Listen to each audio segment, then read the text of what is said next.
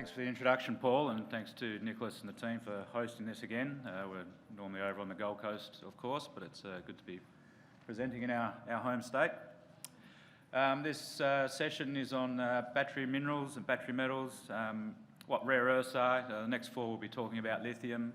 They're the power packs. We're the engines. We provide the metals that go into the magnets that drive the electric motors. That the energy is supplied by the lithium power packs.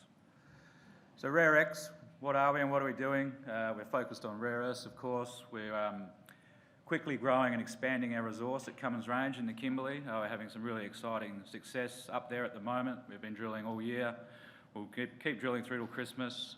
We've proved our concept right of high-grade primary mineralisation, which a lot of people doubted us on, but it's nice to be right occasionally, and we'll start to roll out the assays on that over the coming weeks.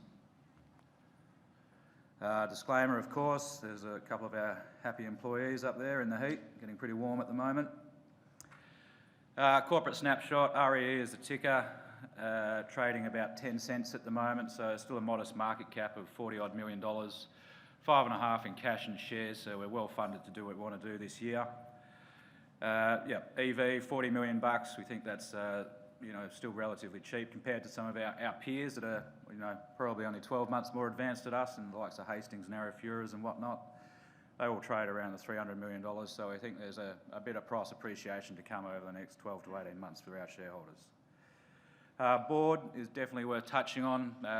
John Young is my chairman. He's been with me for 2 years.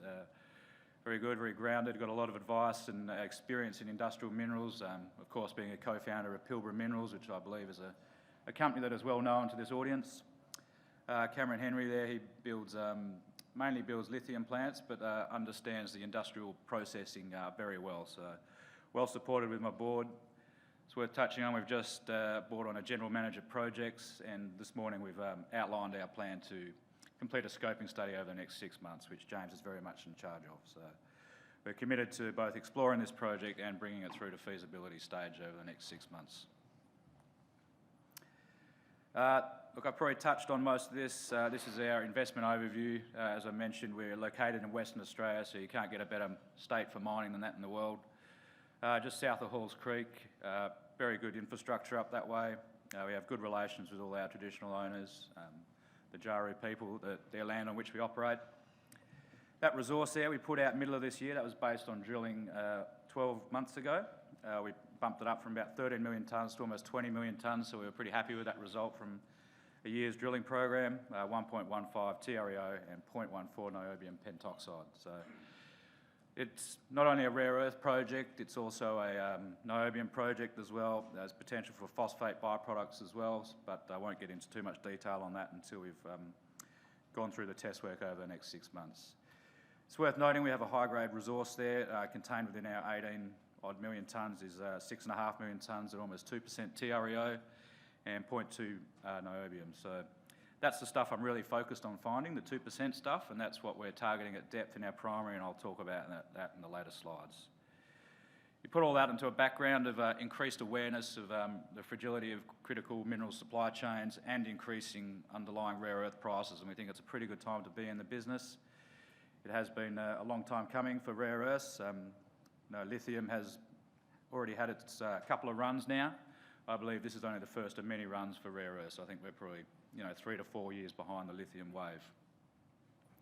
Last of all, I'll touch on Cosmos Exploration. That's our exciting spin-out that we're about to launch in the coming weeks. We've just completed our priority offer, and the offer is now open to the public.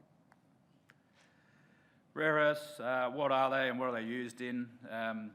This is all about the special powers of rare earths, particularly neodymium and praseodymium.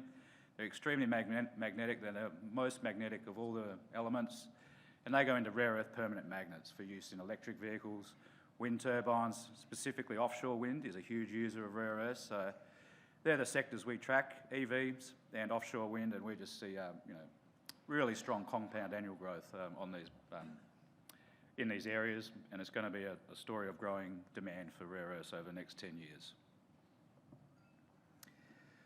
Yep, that's what I'm talking about there. Structural deficit in the market over the next 10 years. That's an Argus graph that I've copied. You see the right trajectory on NdPr prices there, the value driver in our project. I think today we're trading about $95 a kilo NdPr. Wasn't long ago, it was $40 a kilo for most of the last decade, really. And finally, we're above that incentive price that we all need of $70 a kilo. 95 is a great price, but some of the people that know are calling $120 to $150 a kilo on NdPr in the next 12 months. So if that happens, things might really start to heat up. Our ESG framework, we all have one now, and we're very much committed to ours. We've worked on this with PwC over the last 6 months. We're very much focused on the areas that are important to us and our stakeholders. We probably do a lot of this stuff anyway, but now we'll start formalising and reporting on it with some sustainability reporting.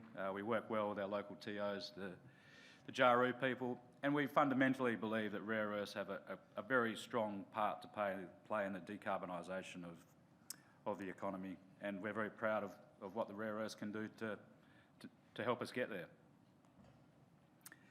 So this JORC Resource, this is the one we put out based on the drilling from last year. We put this out mid-year.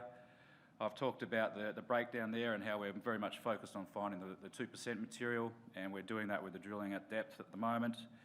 A very good basket price there. Our basket price tracks very close to Lynas's Mount Weld basket price. That's because it's a similar style of deposit.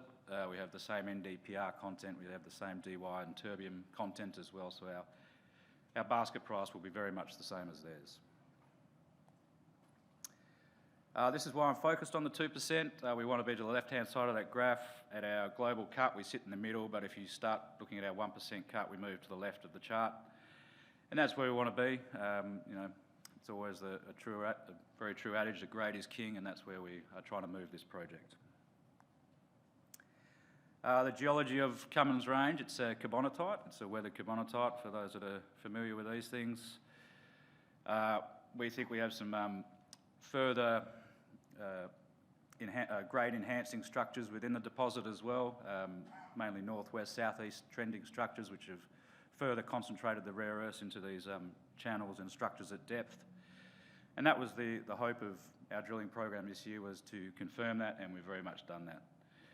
6,000, we've just extended this program out till Christmas, so we'll probably drill about 8,000 metres this year.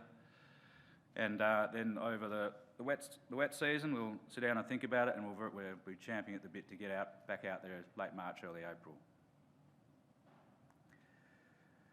This is a cross-section through the resource. We've subsequently drilled a few more holes that are on this slide. Where are we? So we've drilled that one, and we've also drilled another one down here. The mineralisation continues. We can shoot it with an XRF. We can see the monazite in it. It's coarse-grained, massive monazite. We don't entirely trust the XRF to give us any accuracy, so we can't talk about grade specifically, but it is showing that there's rare earths in there. And the first one of those primary zones will be back with us from the lab in 2 weeks, and we very much look forward to announcing that there is high-grade primary mineralisation in this deposit. So, and the beauty of this for us is that, you know, this is a carbonatite. These things, by their very nature, you know, almost plumb the centre of the earth. So if we can prove the high grade is there in the primary, it's just become an economic argument of how deep we chase it. That's the that's a long section there, just to illustrate the point again. Most of the drilling historically, all the drilling historically has been the top 100 metres in the oxide portion of the resource.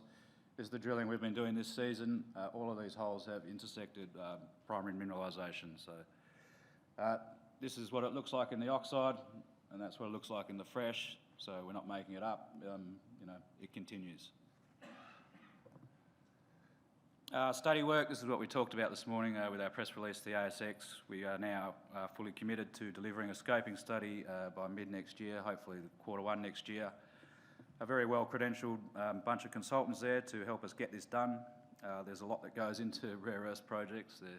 It's not like gold. It can be quite challenging at times, but we've got the team to deliver on it. And last of all, I'll advertise our IPO. This is Cosmos Exploration. These are the non-rare earth assets that sat within RareX. We've given them their own life. We're raising $5 million. We've raised $3 million in the priority offer to shareholders, and that will be listed within the next month. So we expect that to go well.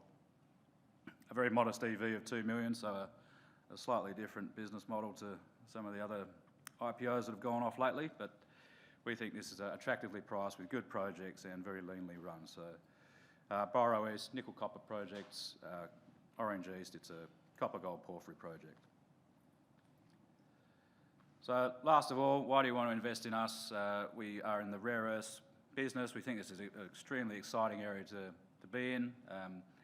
You know, it's only a year or two behind the euphoria of lithium, so we can very much see it coming. It plays into exactly the same supply, exactly the same macro dynamic. Our project is in a safe jurisdiction within Western Australia.